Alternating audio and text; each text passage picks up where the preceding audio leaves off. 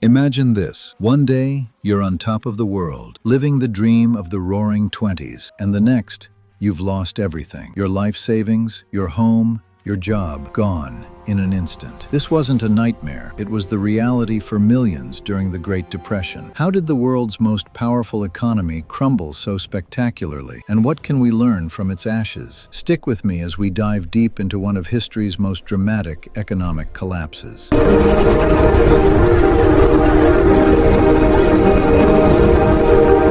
Our story begins in the 1920s, a decade of wild optimism. The stock market was soaring, and it seemed like everyone was getting rich. People were buying stocks on margin, which meant they were borrowing money to invest, betting that the market would just keep going up. It was a massive, nationwide gamble, but every party has to end. On October 29th, 1929, a day now known as Black Tuesday, the bubble burst. Panic selling gripped Wall Street. In a single day, the market lost billions, wiping out fortunes. The party was officially over, and the hangover was about to hit the entire world. The stock market crash was just the first domino to fall. As people lost their investments, they stopped spending. Businesses, seeing their sales plummet, had to lay off workers. This created a vicious cycle. With no jobs, people couldn't buy goods, which led to more layoffs. But the real panic set in when the banks started to fail. Back then, there was no FDIC insurance. If your bank went under, your savings disappeared with it. Terrified, people rushed to withdraw their cash, creating bank runs that toppled thousands of financial institutions. Imagine lining up outside your bank, only to find the doors locked forever. For millions, this was their new reality. The economy was in a free fall. By the early 1930s, America was on its knees. Unemployment skyrocketed to an unimaginable 25%. 1 in every 4 workers was jobless. In the cities, long lines snaked around blocks, not for the latest movie, but for a piece of bread and a bowl of soup. These were the infamous bread lines. Shanty towns, mockingly called Hoovervilles after President Herbert Hoover, sprang up in public parks, built from scrap metal, cardboard, and whatever else people could find. Families lost their homes and farms. And as if things weren't bad enough, Mother Nature dealt a cruel blow. A severe drought hit the Great Plains, turning fertile farmland into a barren wasteland. Massive dust storms, known as the Black Blizzards, swept across the country, burying homes and forcing thousands of families, the Okies, to migrate west in a desperate search for work.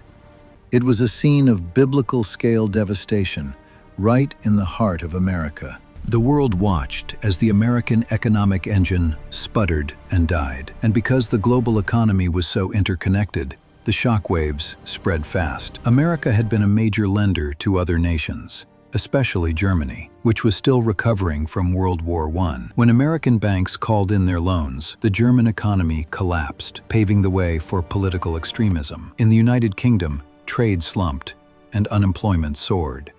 Countries everywhere threw up trade barriers, hoping to protect their own industries. But this only made the global situation worse. It was a worldwide depression, and no one was immune. The crisis proved that in the modern age, one nation's economic catastrophe could quickly become everyone's problem. Amid this despair, a new voice of hope emerged.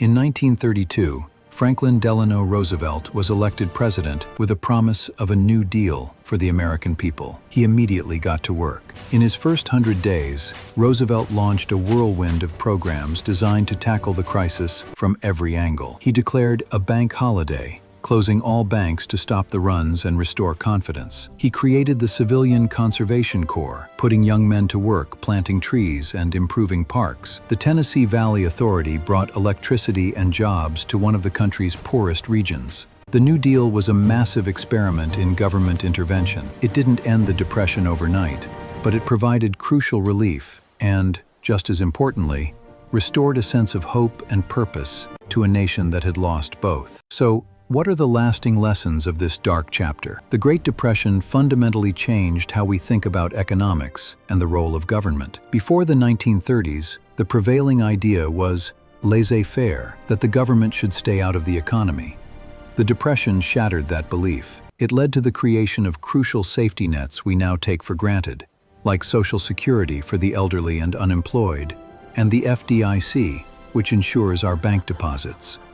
The ideas of economist John Maynard Keynes, who argued that governments should spend money to stimulate the economy during downturns, became mainstream. The crisis also taught us about the dangers of unregulated speculation and the importance of a global, cooperative approach to economic problems. Ultimately, it was the massive industrial mobilization for World War II that truly pulled America and the world out of the Great Depression. The demand for weapons, ships, and supplies created millions of jobs and kick-started factories back to life. But the memory of the breadlines, the dust storms, and the lost fortunes lingered. The Great Depression was more than just an economic event. It was a defining national trauma that reshaped the American spirit. It was a story of profound ruin, but also of incredible resilience, innovation, and the enduring power of community. It reminds us that even in our darkest hours, we can find the strength to rebuild,